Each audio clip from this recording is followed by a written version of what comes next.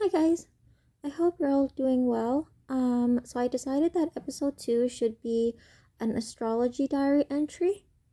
So I'll try not to be a nuisance to you all too often with these pod vlogs, but I'm just trying to kill time with things on my mind. Ooh, I like the ring of that. Maybe I should make that my pod vlog tagline, killing time with things on my mind. So I'm currently waiting for a 1.5 hour video for my planner channel to download from my cloud to my laptop so I can watch the playback and caption it. Full stop. Sorry about that. Oh my god, this is just taking forever.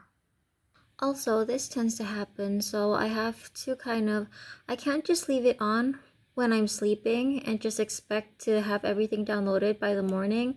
So I have to keep doing this just to make sure that it continues downloading. I actually caption my videos on a mobile app, but I find it easier if I'm able to watch playback on a bigger screen, which I don't normally do, but since it's such a long video, I think it would be much faster if I could like use my mouse on my laptop. So I use the screen mirroring app that I use that connects Windows 10 with my Android. It's just that I have another 4 gigs to download and I'm all only halfway through. And I don't know. Maybe it's just my connection. Like I use the fastest internet provider in Indonesia, but it's pretty slow, I think. I just can't wait until we have 5G. Um my parents they have a mountain house up in the mountains, and we recently had a phone company offer to rent like a teeny tiny plot of land from a telecom company, and I'm really hoping that is 5G, which means we're gonna have 5G soon in Indonesia. Yay! So enough about that. I mean, I could be killing time doing other things like creating content for my Instagram, which I've been planning to do for some time. Like, I'm a chronic procrastinator, you guys. I don't know. But I've had the plan for quite a while now. So like I've always wanted to share bits and pieces of my Lenormand combination quotes, comma in particular the ones um like I want to share my personal interpretations that I came up with myself. Full stop. Like I came up with some weird stuff, and I'm just very keen on sharing that with others. If anything, just as like a sounding board, just to see how people react to unconventional interpretations of the Lenormand combinations that I came up with. They're part of my personal notes. And also I want to do more of the Polaroid readings. Full stop. So if you, did I just say full stop again? Okay. I'm sorry. So if I haven't explained this, I explained this during my first episode, but I usually my day job is I'm a ghostwriter, and I like to dictate my work because it helps me work faster, and that's why occasionally I will, you know, habitually say full stop or comma, and I apologize in advance, but it's so hard to edit out, and I don't want to keep repeating like re-recording, so I'm really sorry about that. So anyway, back to the Polaroid readings. So if you don't follow me on Instagram, I am on Instagram as Mystically Lumia, same username as on YouTube. um so um earlier last year, earlier this year. Oh, in August, I just bought these like these packs of Polaroids, like these little Polaroid sets. They're actually designed for journalers and planners, like people who like to decorate their planners. Um, so they stick them there in their planner like scrapbooks, and so I found them in sets, and I got like 8 of them, and each set had about 10 Polaroids. So I have like 80 sheets of these Polaroids, and they're pretty aesthetic Polaroids. And I started using them like oracle cards, so there's that. And I really like doing like the, what's it called? Automatic writing. Basically, like the you download information and you write whatever comes to mind, and then I put that in my Instagram photo caption. So I like doing that, and I want to do more of that. Um, so yeah, that's one of the things I could be doing to kill time, but I haven't. You know what though? I will definitely start using, what was that again? Killing time with things on my mind as my Podvlog vlogcast tagline, I think. Yeah. So that's what I'm gonna do. And I don't know why I do this, because I've been trying to find time to do that when I do have ghostwriting assignments, but now that I'm kind of free during the holiday season, I'm doing this instead.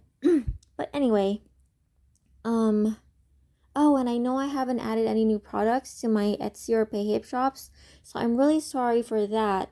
But you have to understand that the stuff I sell in my online shops are usually stuff that I use myself, so it's not like I developed these products for the sole purpose of selling them, comma, they're actually like references that I create for myself.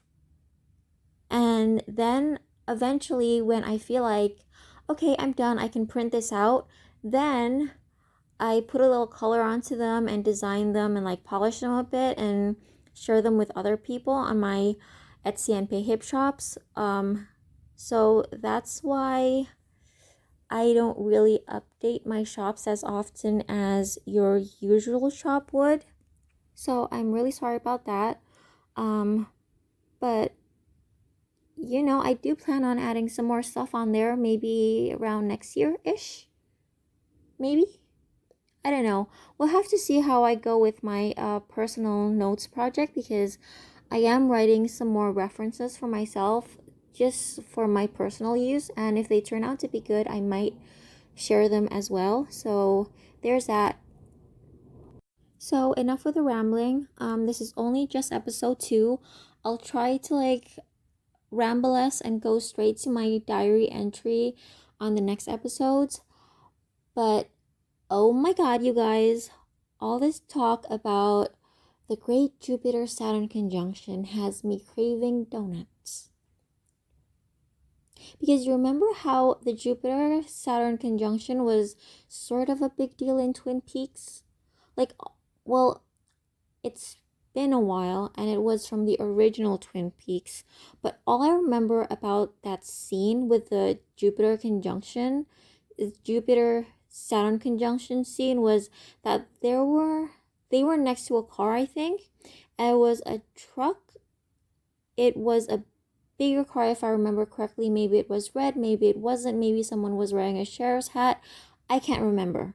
But I do remember somebody, or some people's, like multiple people's hands started trembling for some reason. Like, like if you have nerve damage from like an autoimmune disease or something, um it's it's not trembling, they're called tremors.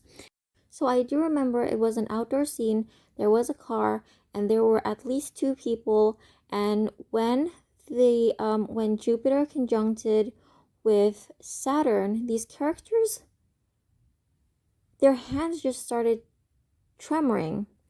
I don't know, that was weird. But then everything on that show is weird. So there's that. Everybody's talking about the Jupiter Saturn conjunction. I don't know. I don't know if it's actually going to affect me, because I did run my chart on the day on astro.com. So if you don't know astro.com, it's like this Swiss based site. It's like, I think it's Swiss. It's based in Zurich? No, I don't think it's in Zurich. It's somewhere else in Swiss, but it's a Swiss website. Where is my mouse? Oh, so here it is. Astro.com.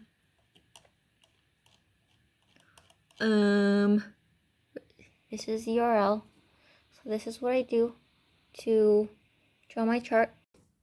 And they let you run your personal chart, and I find it pretty good. Actually, scratch that. It is, I think, the best astrology site on the interwebs right now. Basically, the best place to run your chart.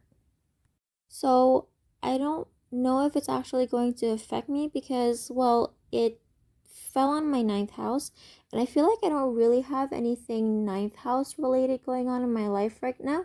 Like, my main thing is running my planner channel, and that's about it. And I'm not sure if that's very ninth house-ish at all. It's more like sixth house because it's a planner channel. It's about your daily routine, and it's about being kind of OCD-ish and the Virgo vibes and being organized. I mean, I have a sixth house stellium, okay, in Scorpio, so that's why I like planners a lot. And YouTube is this 11th house, so I don't know what the hell is going on with me because the conjunction is.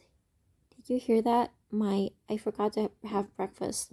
My stomach's rumbling. I hope that didn't get caught on audio, but so that's why I like planners and stationery and organizing things and organization tools a lot, because of my planets in the sixth house. Despite being a Pisces sun, so I'm like kind of scatterbrained and super organized at the same time. And I don't know, it's just like this cat and mouse game living in my head. I'm messy and then I try to be organized, and then I get even messier in my organization, and it's just like, I don't know, you guys. It's complicated. So that's why I like planners. And YouTube is the 11th house, so I don't know what the hell this is going to do to me because the conjunction is hitting my ninth house, and it's not opposing anything in my natal chart. It's not opposing. It's not like I see it in any significant aspect with anything from my natal chart. So I don't know if I should be worried, but it does have me craving donuts. So like, because it used to be it's been a while since I watched Twin Peaks. I still want some cherry pie with black coffee, but what I do remember about watching Twin Peaks marathons with my brother is I would always order donuts, like glazed donuts. Oh, they were so good. Anyway, so I would order like 2 dozen donuts, some with like matcha glazing, some just glazed plain donuts, and I would just eat those donuts while watching Twin Peak marathons. So yeah, is anybody else craving donuts right now? Okay, so actually, you know what? You know what I'm gonna do? I actually buy the Llewellyn Planetary Guide every year. It's like this book of aspects and transits. Um, so let's take a look at what that has to say about this. Okay, so let's not make this too long because I don't want to fill up my phone. So this is something I get every year. I've been getting this every year since 2017. 2017. This is 2018 edition. 2019. This is this year. It's what's on the cover? Jupiter. 2020, and this is the 2021 edition. So I mainly been using this to write down my angel numbers, because this year I see the numbers 44 and 88 and 888 and 8888 a lot. So that's weird. So anyway, I'm trying not to make this too long because I don't want to fill up my phone. I'm already I already have like 4 hours worth of footage on my phone, plus 1 hour, plus it's a lot. I'm in the middle of editing something, so I can't delete those files just yet, and I don't want to like clog up my phone. So I hope I don't get into like trouble for this, because this is this like, well, I mean, could I get in trouble for reading a book on YouTube? Could I? It's not like I'm tearing a page off a library book or like not returning it. Like, oh well. So this was written by an astrologer named Pam, and I Siampi Kayampi. I I I I really don't want to butcher her name because she recently passed away. So rest in peace to her. But she wrote this. Okay, so let's see. So this winter solstice has another unusual quality because it also, well, I don't really celebrate winter solstice because I am in Indonesia, so it does get pretty hot here. So where were we? This year's winter solstice has another unusual quality because it also marks a major alignment that happens only once every 20 years, the Great Conjunction of Jupiter-Saturn. Sorry about my voice. Every conjunction signals the beginning of a new cycle, and the Great Conjunction between Jupiter and Saturn is of huge significance because Jupiter rules economic, political, and religious issues. Sorry, that went out of focus. And Saturn rules business and systems of law and order, which covers just about everything that could affect your daily life. Jupiter-Saturn conjunctions are game changers. The 1961 Jupiter conjunction foreshadowed the Kennedy assassination, the Vietnam War, and social, political, and economic. Ooh, I like that they use the Oxford comma. Okay, sorry, I got distracted. I never noticed they use the Oxford comma. And economic transitions that came for afterward. The Jupiter-Saturn conjunction in the year 2000 foreshadowed 9/11, the Afghan War, the 2007 through 2008 financial crisis, and all the social, economic, and political aftermath that we've been dealing with ever since, including events indicated by the Uranus-Pluto squares of 2012 through 2015. Because this Jupiter-Saturn conjunction is in Aquarius, the sign of the outlier and the rebel, it's expected to mirror an unusual and possibly revolutionary turning point toward a new and different world order. Aquarius's unpredictability makes it hard to know which way the ball will bounce, but you can bet that in the years to come there will be major turning points in global economies, climate change, and methods of energy consumption. So there's some political information for those of you overseas. So there's that. So actually it is in Aquarius. So that is 11th house technically, even though it's personally in my 9th house, but in general it is the 11th house. So there's that. So I think in the next episode I'm going to do a reading on something that I'm very concerned about this year, and I'll try to be less rambly and get straight to the point. And so there's that. See you later. Bye bye. Okay, seriously though, 9/11 and the Afghan War, well, that's pretty intense. It's serious stuff. The planets are not playing, you guys. So take care. Hope you have a good December. Oh, and thanks for watching if you made it this far. I highly doubt anybody's gonna make it this far, but I'm sorry and thank you, and I'm sorry if you did make it this far. Thank you. Bye.